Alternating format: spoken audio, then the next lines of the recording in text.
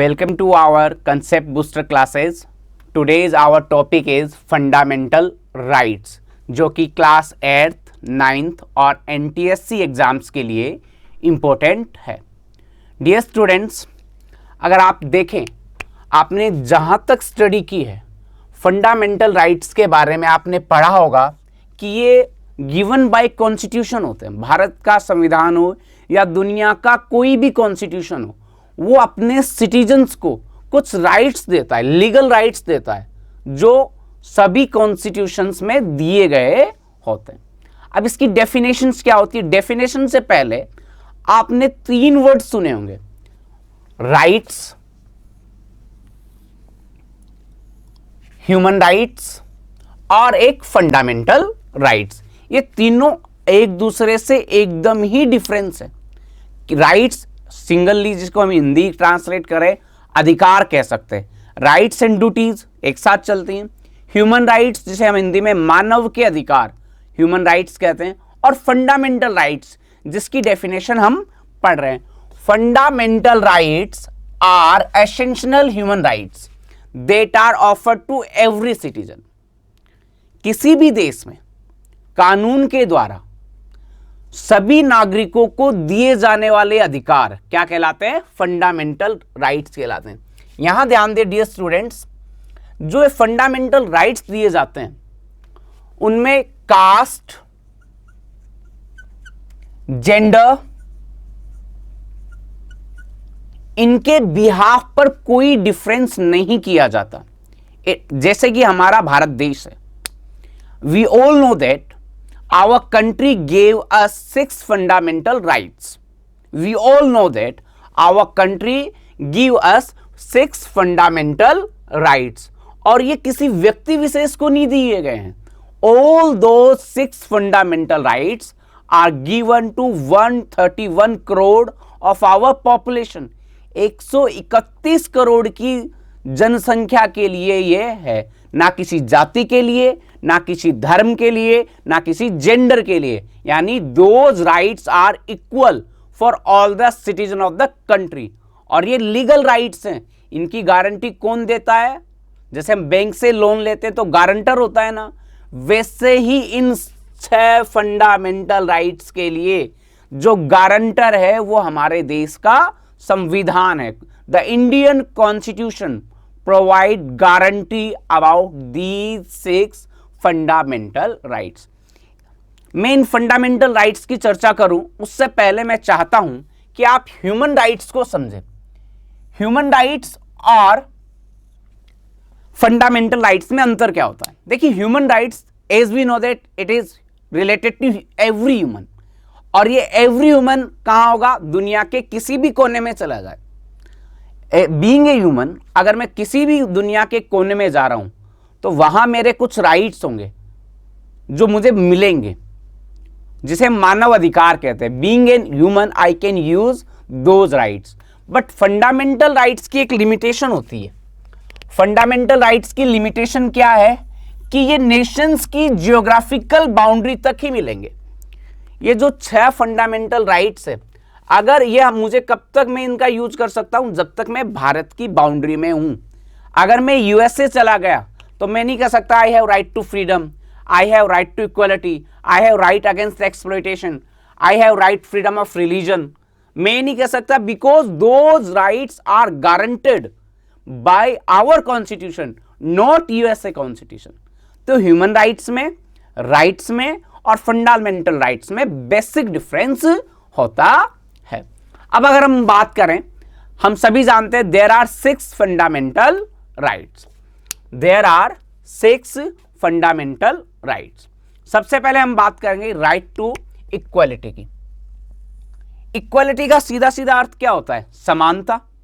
यानी me and I, हम एक हैं. भारत की जो प्रियम्बल है उसकी पहली लाइन क्या कहती है? We the people of India. Bharat की प्रस्तावना की पहली लाइन क्या कहती है? We the people of India. यानी every citizen of India is equal in front of law. और ये जो आर्टिकल 14 से 18 तक आर्टिकल दिए गए हैं उसमें राइट टू इक्वलिटी को डिफाइन किया गया है. इसमें every citizen is equal in front of law. पहली बात तो ये। दूसरी, जो पब्लिक जॉब्स हैं जिन्हें हम हिंदी में सरकारी नौकरी कहते हैं, उसमें ये कहता है कि every Indians have right to gain that job. अब इसका मतलब ये नहीं कि आप, परंतु इसमें एक लिमिटेशन क्या है, आपके पास उस जॉब के लिए रिक्वायर्ड क्वालिफिकेशन होनी जरूरी। ऐसा नहीं है कि मैंने कह दिया भाई I have right to equality, मुझे तो आईएएस बनना है, ये नहीं चलेगा। मेरे पास वो रिक्वायर्ड क्वालिफिकेशन हो और मैं उसके द्वारा जो क्राइटेरिया है एग्जाम में उसको क्वालिफाई करूं, तब मैं बन सकता हूं। सेकंड चीज, जो इंडियन समाज पर एक काला धब्बा था इंडियन सोसाइटी पर, उसको इसी फंडामेंटल राइट्स के द्वारा हमने एंड किया। वो कौन सा था? Yes, untouchability. अनटचेबिलिटी का जो दाग है हमने किसके माध्यम से धोया है? राइट टू इक्वलिटी के माध्यम से। राइट टू इक्वलिटी जो गवर्नमेंट को टाइटल्स देने से भी मना करता है, यानी this Indian government does not offer any titles to their citizen. भारतीय नागरिकों को कोई टाइटल्स नहीं दे सकता। अब आप कहोगे कि सर हर साल भारत रत्न, पद्म विभूषण, पद्मश्री आदि दिए जाते हैं। बेटा ये एक्स्ट्रा ऑर्डिनरी काम जो हमारे समाज में करते हैं उनके लिए दिया जाता है। आर्मी से जुड़े हुए दिए जाएंगे, जो युद्ध में अच्छा काम करेगा, सेना में अच्छा काम करेगा, वो टाइटल्स देंगे। बाकी जैसे अंग्रेज सरकार देती थी राय बहादुर, नाइटहुड, ऐसे टाइटल्स हम नहीं दे सकते। ऐसे क्यों रोका गया? क्योंकि इससे जो व्यवस्था अपने अपने लोगों को टाइटल्स देने की व्यवस्था थी वो खत्म हो सके। अब है राइट टू फ्रीडम। ये बंच ऑफ 6 फंडामेंटल राइट्स भी है। इसमें 6 प्रकार की स्वतंत्रता बताई गई है। ये इंडियन कॉन्स्टिट्यूशन के आर्टिकल 19 से 22 तक बताया गया। स्वतंत्रता अपने आप में बहुत बड़ा शब्द है ये, फ्रीडम, और आजादी है हमें इस बात की। अब किन किन चीजों की आजादी है? आप क्या बनना चाहते हैं, क्या करना चाहते हैं, क्या बोलना चाहते हैं, किस संगठन में जाना चाहते हैं, ये इंडियन गवर्नमेंट नहीं डिसाइड करती। कानून ये डिसाइड नहीं करके देगा कि आपको क्या करना है, क्या बोलना है। जैसे आजकल आप इसी फंडामेंटल राइट्स के बारे में सबसे ज्यादा न्यूज़पेपर्स में पढ़ेंगे, सोशल मीडिया में पढ़ेंगे कि you can share your views. आप अपने व्यूज शेयर कर सकते हो, आप सरकार की आलोचना कर सकते हो। क्यों? क्योंकि इंडियन कॉन्स्टिट्यूशन आपको कौन सा राइट प्रोवाइड करवाता है? Right to freedom. इसमें आर्टिकल 21 एक बहुत ही महत्वपूर्ण है। वो किस लिए? वो रिलेटेड है right to life. Right to life, जीवन जीने का अधिकार, यह हमें देता है आर्टिकल 21 जो राइट टू फ्रीडम में है। अब यहां कुछ प्रोहिबिटेशंस भी हैं, कुछ वो हैं। जैसे मान लीजिए युद्ध हो रहा है इंडिया और चाइना, और कोई सेना का जवान ये कह दे कि at the time I have right to life, कि भाई मुझे जीवन जीने का अधिकार है और मैं युद्ध नहीं लड़ूंगा। तो ऐसे समय में नेशनल इमरजेंसी जब लगती है तो ऑल दो 6 फंडामेंटल राइट्स क्या हो जाएंगे? सस्पेंड हो जाते हैं। सामान्य काल में वो कह सकता है I have right to life, मैं युद्ध नहीं कर सकता, मैं जॉब छोड़ रहा हूं, yes he can left the job. But जब नेशनल इमरजेंसी हो तब ऑल दो 6 फंडामेंटल राइट्स क्या हो जाते हैं? सस्पेंड हो जाते हैं।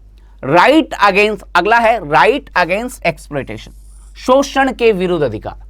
देखिए ये सबसे महत्वपूर्ण है और बड़े शर्म की बात है, आज भी इस फंडामेंटल राइट्स का सही से इस्तेमाल नहीं हो पा रहा है। इसमें क्या बताया गया है कि age below the age of 14 years,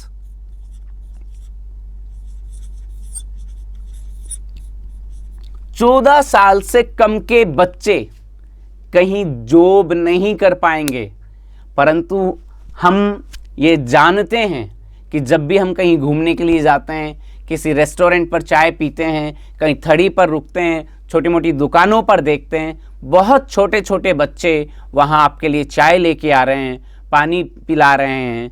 इसका मतलब इस कानून, इस फंडामेंटल राइट्स का खुला ओपनली उल्लंघन हो रहा है। माना कि उनकी कुछ मजबूरियां हैं, उनका बच्चों को काम करना पड़ रहा है, but being a citizen it is wrong. भारतीय नागरिक होने के नाते ये गलत है, भारतीय संविधान इस चीज को गलत मानता है। अब आगे इसमें एक चीज और है, वो है human trafficking.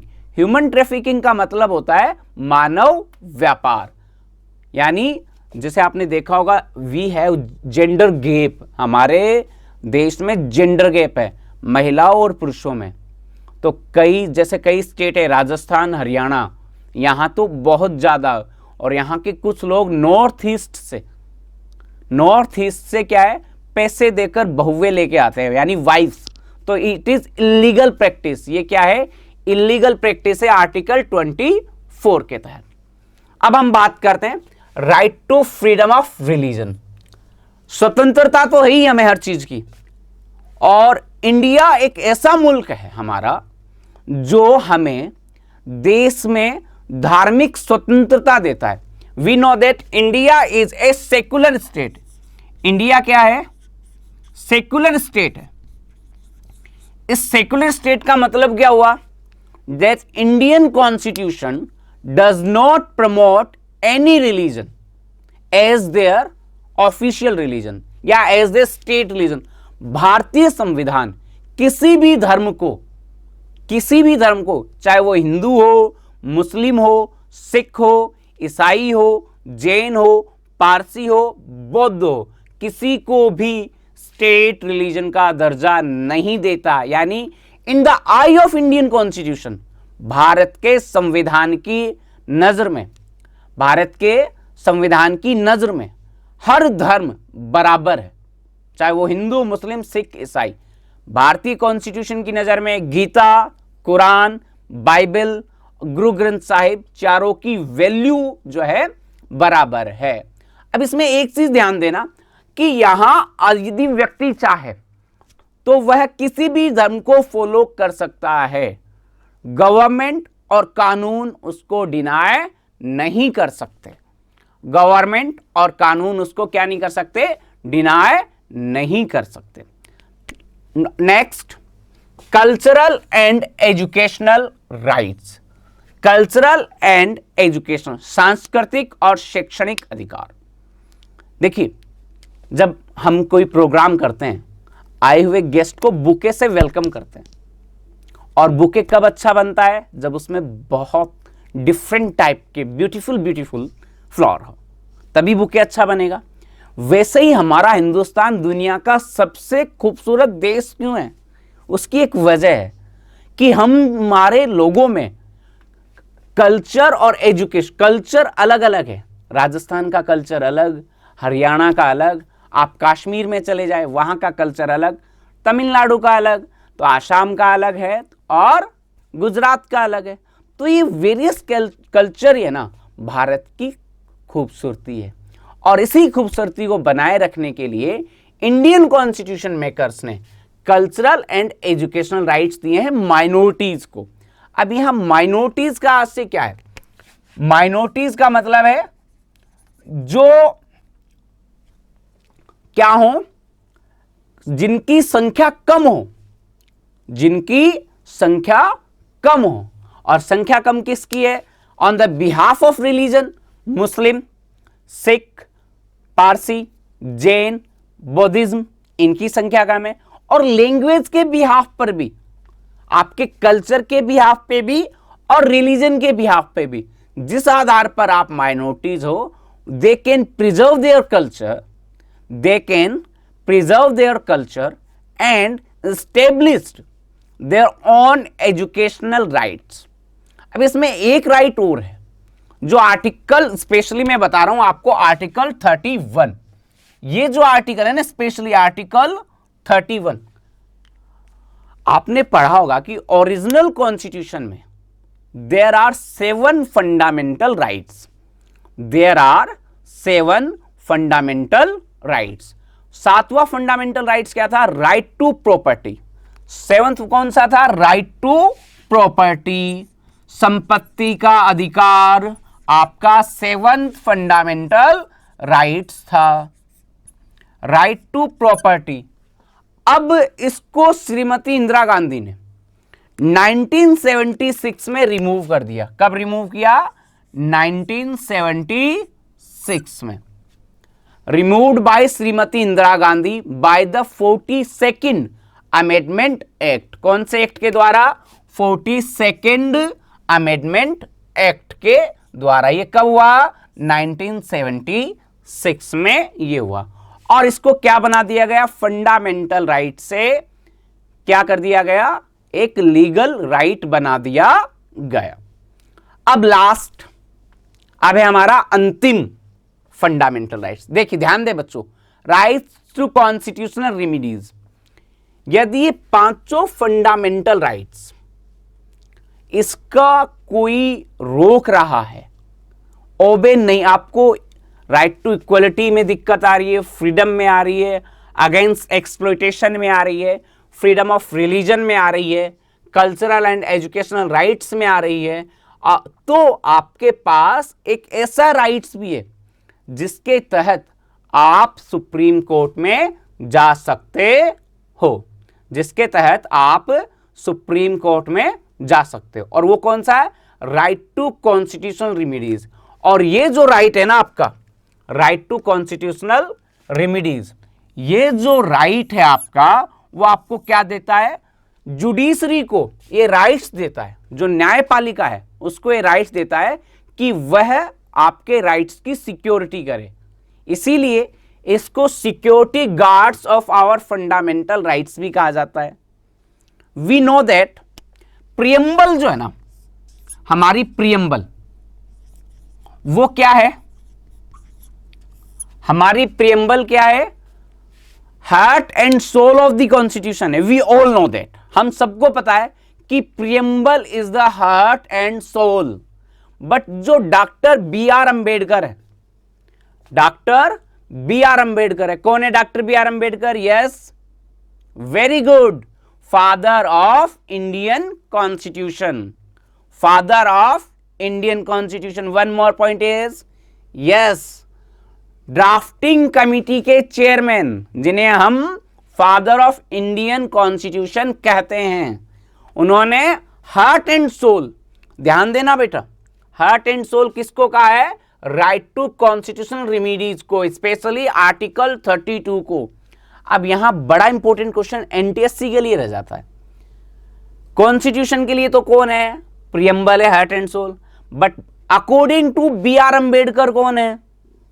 Right to constitutional remedies. एक दफा वापस हम रिवाइज करते हैं। आज हमने क्या पढ़ा?